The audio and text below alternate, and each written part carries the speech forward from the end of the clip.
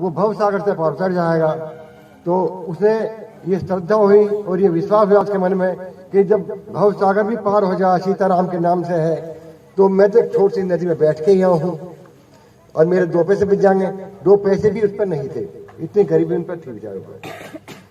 इसी मन में सोचती हुई मैं आज पैसे बच जाएंगे मेरे, तो इसे मैं भगवान के उसमें लगा दूंगी। जो है सीताराम सीताराम करते हुए नदी में गई सरयू में और सीताराम के नाम से उन्हें नदी पार कर ली कि जब भव सागर से पार हो जाए सीताराम के नाम से तो नैया तो नदी छोटी सी है, पार हो गई। ऐसे ही करते करते उसे महीना हो गया।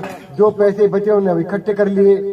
अब उसने पूछा पड़ोस में जाके, कथा तो उस दिन हो ही रही थी वहां, कि वे कौन से गुरु जी थे जो कथा कर रहे थे, मैं उनसे मिलना चाहूंगा।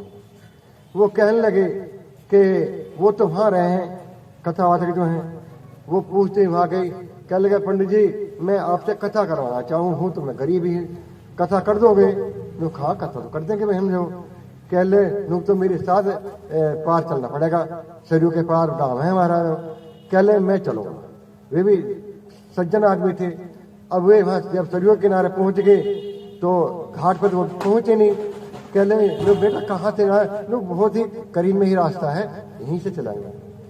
और जब वहां पहुंच गए तो उन्होंने गुरु जी का हाथ पकड़ लिया। कह लगा सीताराम सीताराम करो, जब भव सागर से पार हो जाए तो ये तो नदी छोटी सी है, समझ रही?